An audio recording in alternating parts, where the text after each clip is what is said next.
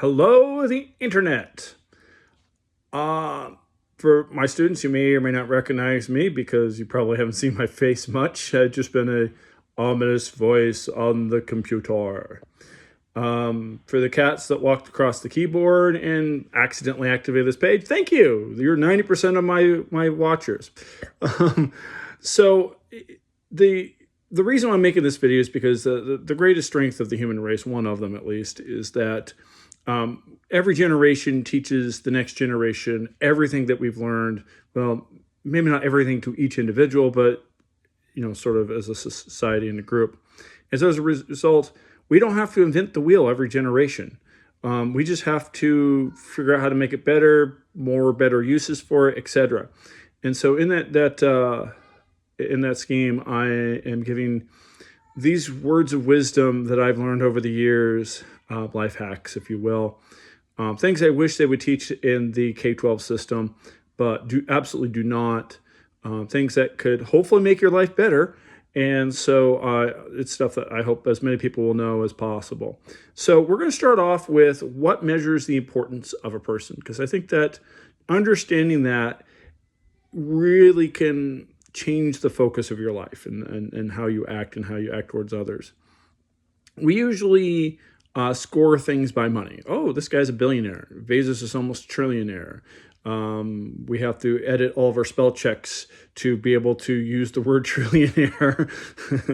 I'm borrowing from someone's show there. But the reality is that the amount of money that you have or amount of money that you make doesn't show the importance of the person. The importance of a person is not based on what you do for yourself. It's not based on how nice your house is, how nice your car is, how much money you start with, how much money you end with.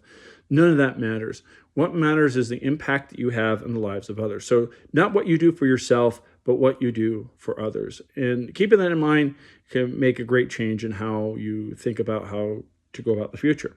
So then the question becomes, if money is not the deciding factor, then what is money for? Well, the reality is that money is a tool, just a tool. That's all it is. It is not evil, is not good. Much like a screwdriver is neither evil nor good unless it's possessed.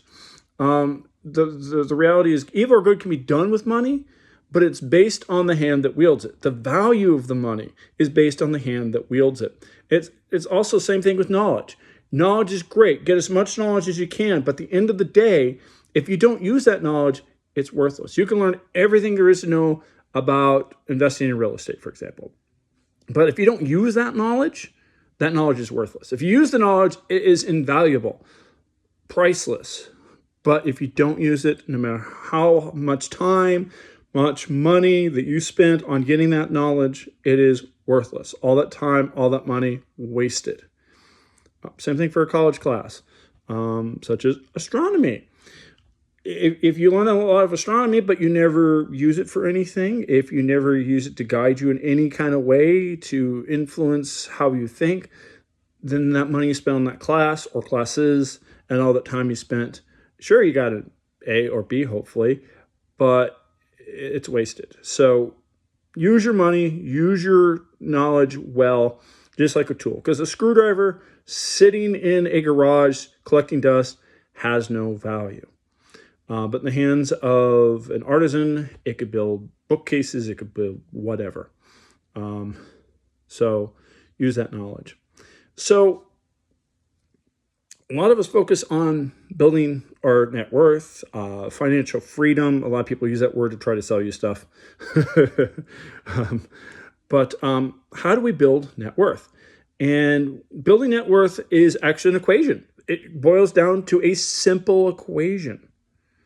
Most important equation you'll ever learn in your entire life, even if you have a PhD in astrophysics. The change in net worth is equal to what you earn minus what you spend. It's as simple as that. If you earn more than you spend, your net worth goes up. If you earn as much as you spend, your net worth goes nowhere. And if you spend more than you earn, you go negative. You go down.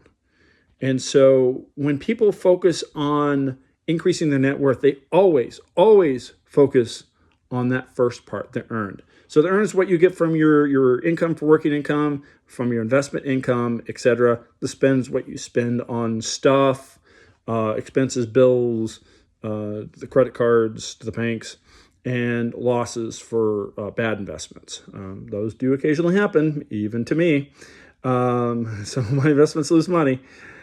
It happens. So no one focuses on that second part. And by that, I'm not saying watch your bad investments spending. There's so many things you can do to watch your spending. And I'll cover more of that later on in this talk. The spending.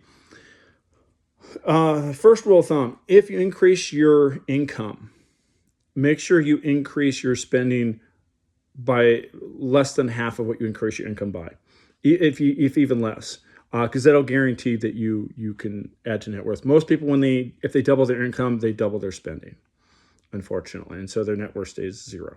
People make $100,000, $200,000 a year and have a net worth of zero because they spend it all. They get it, they spend it. It's gone. If you get married and both you and your partner, spouse, if you both have an income, spend like you're still a one-income family. You'll build your net worth really fast that way, and I know that one from personal experience. So how do we limit our spending? What can we do? What mindset can we put ourselves into? Because it's a different mindset. It's an investor's mindset instead of a consumer's mindset. So what can we do to get an investor's mindset and not a consumer mindset? So when a consumer walks into a grocery store, or let's use an auction, for example, I think it makes a better metaphor. Walks into an auction, you see a bunch of stuff. Some of it's nice and shiny, must have. The other rest of it's, whatever. And so when you get to the one thing it's must have, it's like bid, until a point was like, oh, I can't spend that much money. Or, yay, I want it. What price? Whatever, I got it. Yay. Without thinking about what you actually have paid for that item. That's why I like the auction rather than the grocery store. You walk to the grocery store, you buy what you want. And occasionally what you need, but mostly what you want. And so you spend a lot more money necessarily than you need to. So let me tell you about how an investor thinks. Investor isn't focused on price or on quality. Those things do come into play, but it's not just specifically that. We focus on value. What is this thing actually worth to me? And that's true whether I'm buying a house to invest in, a stock to invest in, or whether I'm buying a loaf of bread. No, I will not spend $5 for a loaf of bread. You're insane. I can get it for 88 cents at Aldi. So why would I buy it for $2 elsewhere? Unless it's going to cost me $1 in gas to go to Aldi and back. But if I'm going to Aldi, I'm probably buying more than just bread. So I start to think about things that go into value. So when you're thinking about value, you got to put the object, first of all, that you're looking at in the category. This is why I love auctions. There's 100 different items, or sometimes more, in the auction. And every single one, you get to tell the auctioneer what you are willing to pay for that item. This is a great exercise in thinking about value. So you look at an item. Is this an object that I absolutely have to have, that my life will fall apart without it? That I need it. It has to, things like, you got to have a bed to sleep in. And, if you've got a bed, then you don't need one. But if your bed's falling apart, then it's like, hey, I need a bed. Oh, there's a bed. How much are you going to use that bed? How long is that bed going to last? How much do other beds cost if you don't buy this bed? So you're comparing now. It takes work to think about value. You can't just go, yep, that's worth $5. I'm going to bid $5. Oh, someone bid $6. Of course, that is the way I am. They bid $6. Oh, they got it. That is kind of the way I am. I'm cheap to the bone. I admit it. But you got to think about, how much am I going to use this? What am I going to use it for? So a winter coat. In Indiana, you need a winter coat. If you're in Hawaii, what's a coat?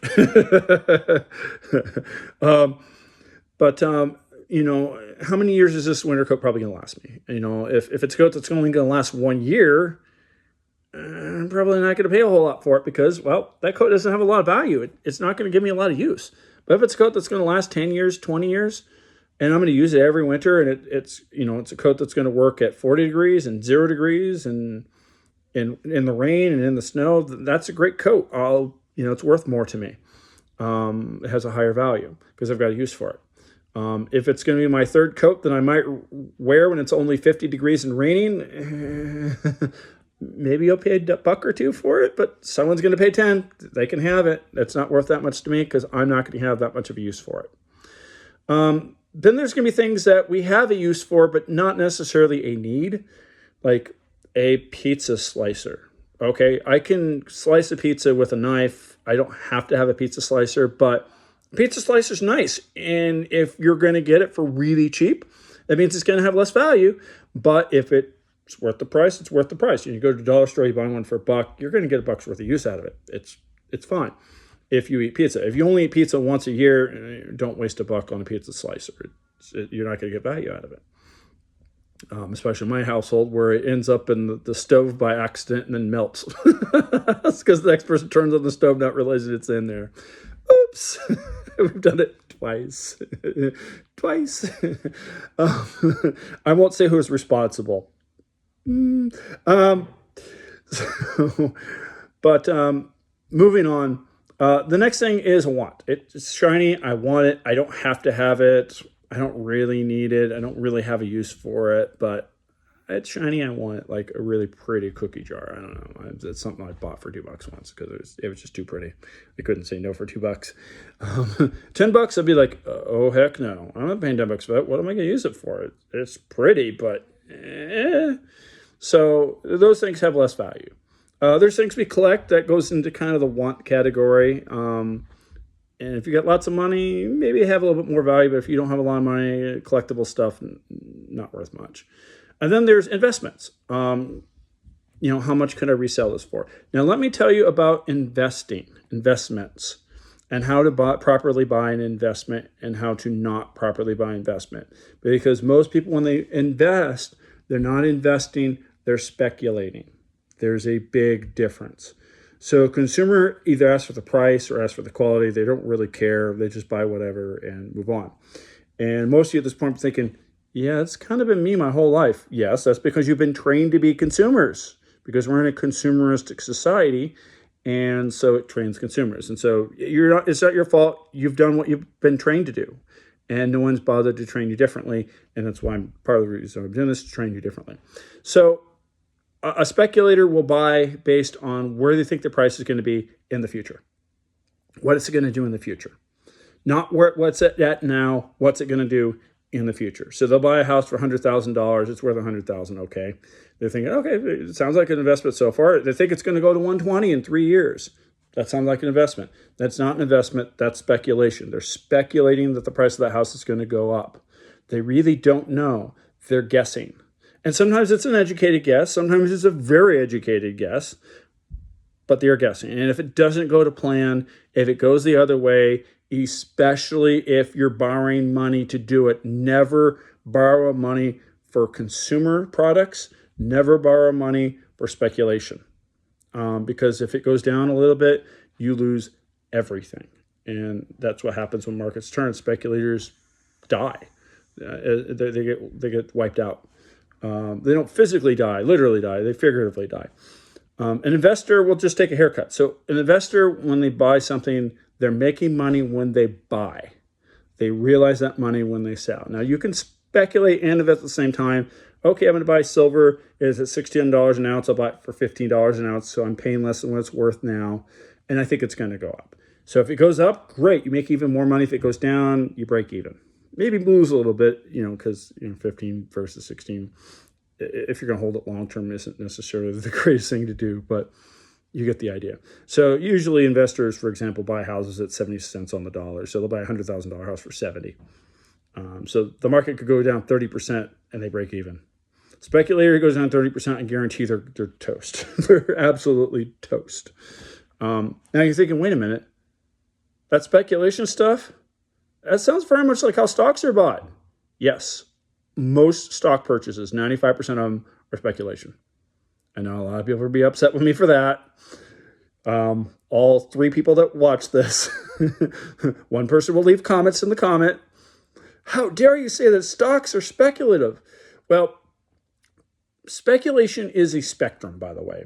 There is just avid, crazy casino speculation, and there's educated guess speculation, which is a lot better speculation than the other kind. I'm not saying that one is good or one's bad. Just know what you're doing. I speculate sometimes too. Heck, I even speculate in real estate, sort of, in an investment way. But just be smart how you do it. For example, most stocks are trading at most times based on what people think that company's going to do in the future. And if that company doesn't do what they think it's going to do in the future, it goes down. If it does even better, goes up.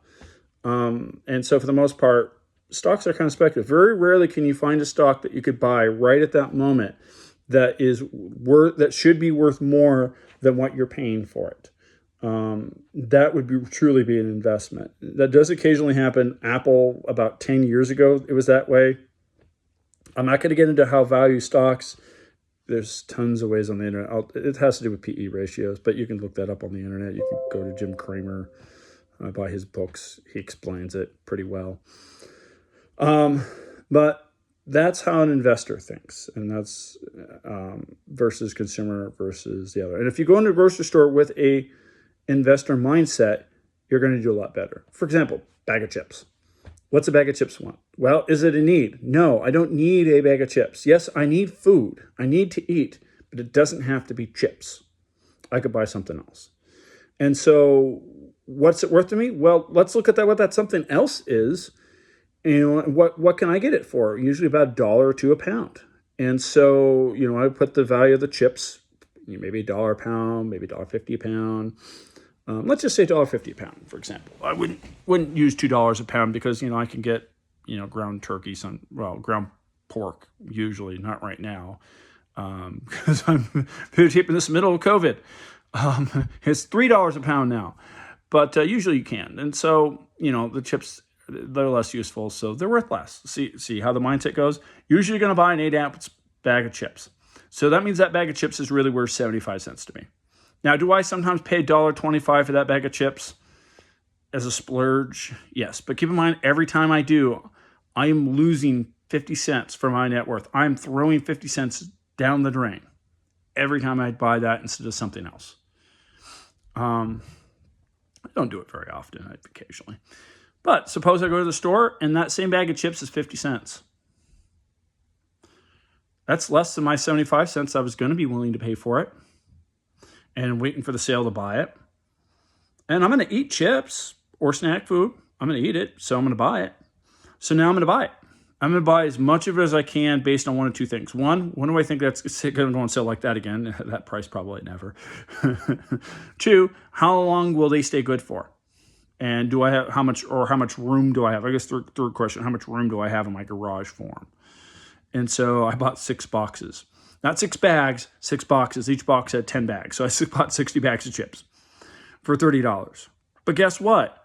I added $15 to my net worth because I made my spending go down by $15 because I didn't have to spend that money later.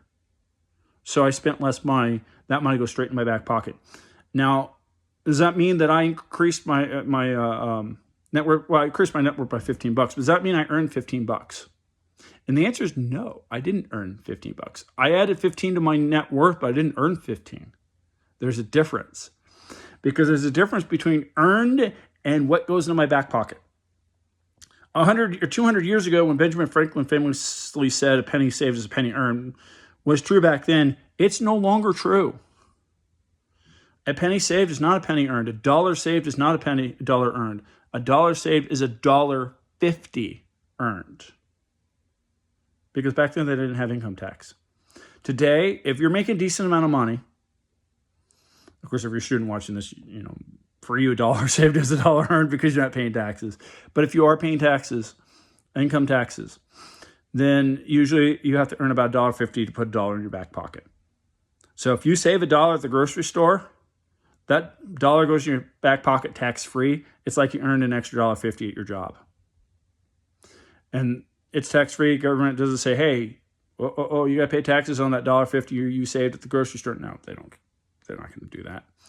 So saving money is really good. I recommend spending as much effort, spending your money wisely as you do earning it in the first place. And if you do so, your money will go much further. It'll be like you have a much higher income, and you'll add to that net worth.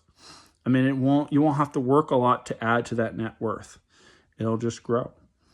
And then you can start investing and do all that crazy stuff. All right, so moving on, I'm going to move away from economics now because I think that pretty well covers everything. I'm going to start to move to some more philosophical stuff, especially in these times. There's a lot of hate and fear going around between politics, always hate and fear in politics because it's so easy. But the reason why politics uses hate and fear is because hate and fear breed more hate and fear. It's contagious. It's more contagious than any pandemic. Hate and fear are a pandemic. They are crazy easy to spread. Love and hope also breed love and hope. And so I want you to keep that in mind when you decide which of those to hold in your heart. And along those lines, I want to state that absolute darkness is not the absence of light. It's the absence of hope. At this point, I would like to point out who your worst enemy is. Because going through this world, you're really trying to accomplish things, trying to be a better person, try to climb the social ladder, the corporate ladder, the economic ladder, the actual physical ladder to get to your gutters, to clean them. So who's your worst enemy? And I'm going to tell you right now, it is not your parents. I know some of you are going to be like, oh, you haven't met my parents. Nope. No matter how strict or tough your parents are, they're not your worst enemy. It's not your siblings. It's not your significant other. It's not your friends. Because if they were your worst enemy, they wouldn't really be your friends now, would they? No, your worst enemy is a little bit closer to you. And at every opportunity, they're going to tell you you're not good enough. You're not smart enough. You're not athletically prowessed enough. You're not good looking enough. You're not prepared. You're not ready. You can't do this now. You got to wait. You got to take it a baby step at a time. Don't do it. Your worst enemy is you. Yeah, we're our own worst enemies. To succeed in life, the first thing we have to be able to do is to get out of our own way. And once we can do that, then and only then can we start to achieve success. You got to get out of our own way. We got to let those fears, those paranoias, we got to put them aside and just trudge forward. Now, we can't do so blindly. That's the thing about courage. Too little of it, you don't do nothing. Too much of it, you do things foolishly. You have to have just the right amount. Ooh, there's a new word of wisdom for me. But along those lines, opportunities. I know that for some people, opportunities are really hard to find. And there's a truth to that for some people. But the reality is opportunities are out there for everyone. And yes, sometimes you make them yourself. A lot of times you make them yourself. But you just got to be looking for them. Because if you're not looking for opportunity, you'll never find it. It will never come knocking your door and say, hi, I'm opportunity. Even if it did, be like, I don't know. I think you're tricking me. I think you should go away. And so when you find opportunity when you're looking, for example, purple cars. When was the last time you saw a purple car? Do they exist? Well, they do exist. They're pretty rare. They're hard to find, kind of like opportunity. But if you start looking for them, you'll find them. You'll find them everywhere. You'll be like, oh my God, there's so many purple cars. I didn't realize that there are so many purple cars out there. And you'll be like driving down the street, purple car. And everyone will be like, what the heck are you talking about? You'll be at a grocery lot. Be like, oh, purple car, purple car. And you'll be like, you have a really crazy astronomy teacher. Purple car? Is this some sort of game? Purple car? But opportunities like that. And then when you do find opportunities, you got to grab hold with both hands and not let go. And I know some of you know what you want to do with your life. Some of you Some of you don't. You're still looking for it. That's fine. That's perfectly okay. But even for those who do know or think you know what you're going to do, sometimes your plans will change, and that's okay. Sometimes better things will come up, and that's even better. But don't be so focused on what's right in front of you that you missed out on everything else. And furthermore, no matter what you are, whether you are a doctor or astrophysicist, that doesn't define you. That is not all you can be. You can be as much as you want. The limits that you have are mostly the limits that you put on yourself. The limits that you put on yourself. All right, so moving on, I want to talk about the future a little bit, slightly. I want to say that the technologies of the future, real quickly, will be based on the ideas of today. So the ideas of today will become the technologies and ideas that are actually implemented in the future. But they first have to be ideas. Moving right along. Now you got to start thinking that. That's gotten kind of far down my list there. And I didn't print it out in front of me. Not reading off a teleprompter. Oh yes, there are two types of people in this world. There are people that find solutions and people that find excuses. Decide which one you want to be. And then once you decide that, make sure you surround yourself with people of the same type.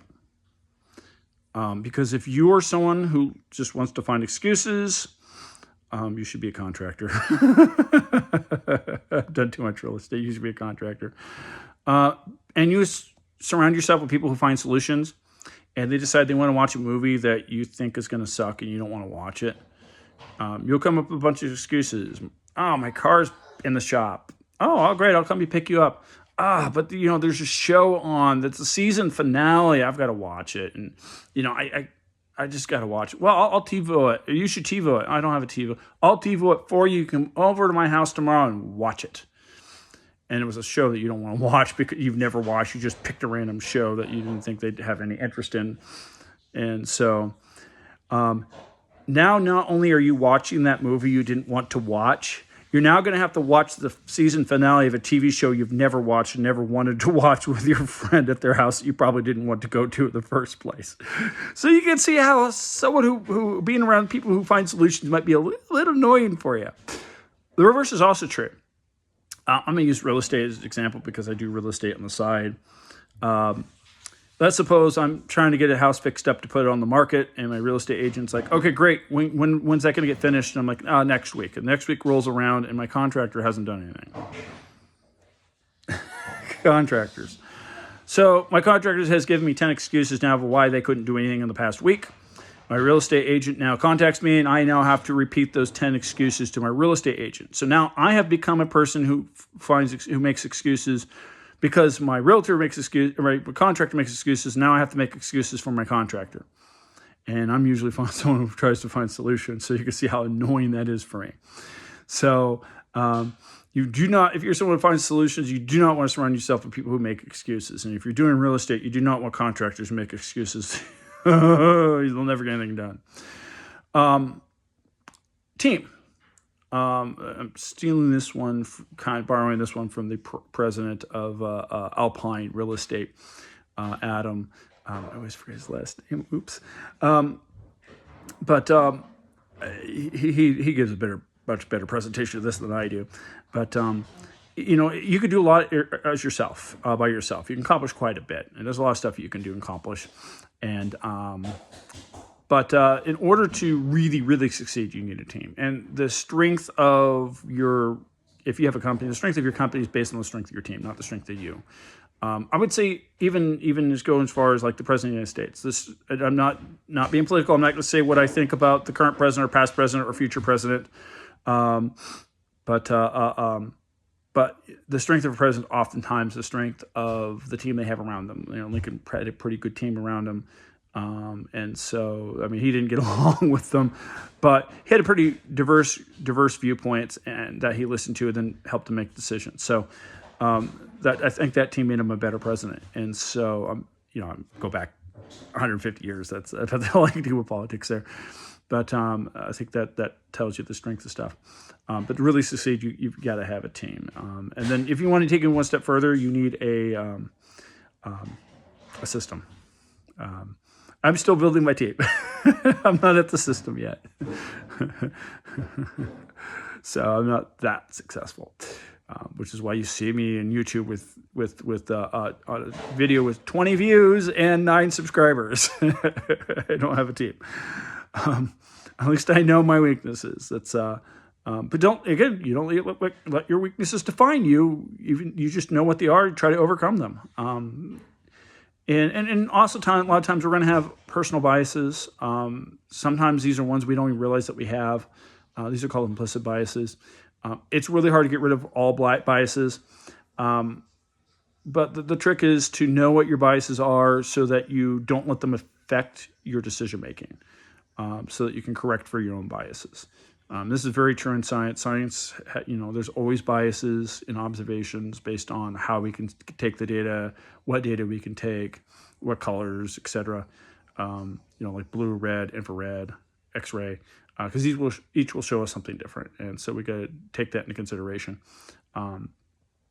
And so I had to correct myself before someone went off on me there before they watched the rest of it. You'll be able to tell who hasn't watched all of it by the comments they make. And be like, yeah, watch the next minute after that, buddy. He explains what he meant by that.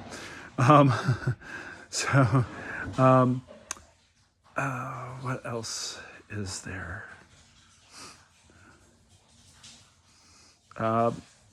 Accomplish something small every single day. And over time, those small accomplishments will add up. Sometimes there's big projects that seem too big to be done. If you break them down into smaller projects, you'll be amazed what you can do. For example, writing a book. I've written a couple. Only one's published on Amazon. It is for sale on Amazon. It's an ebook called A Space Odd, CODD-YSSEY. I think it's kind of a fun book. I use it for one of my classes as an alternate textbook. It's hybrid fiction and nonfiction. It's about 300-something pages. And I wrote it 5 pages a day. I just sat down when I was on my breaks. I wrote 5 pages a day, every single day, about a chapter a day. Some days I'd write only 4 pages. Oh, no. So I wouldn't quite hit my mark. That's fine. But I wrote something. Some days I'd go crazy and write 10. A good day for writing. But, after 2 summers, I had it written. It took me 2 summers, but I wrote it. And, of course, I had like 6 weeks. So that's 12 weeks of writing. So in 12 weeks, I wrote 300 pages.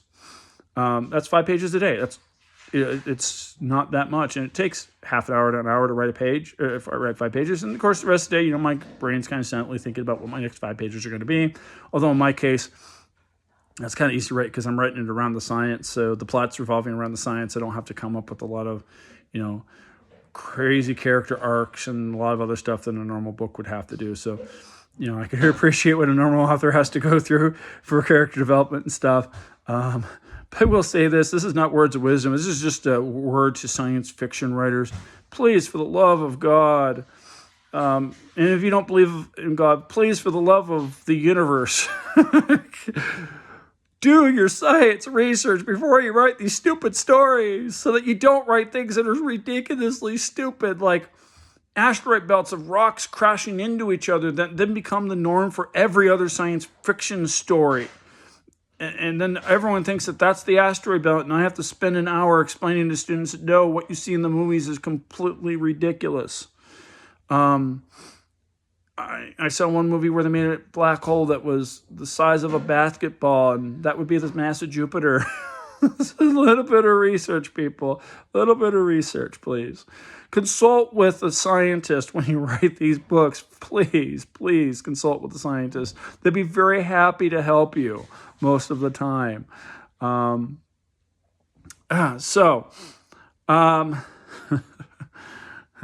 I think I lost everyone there, so I should probably end the video now.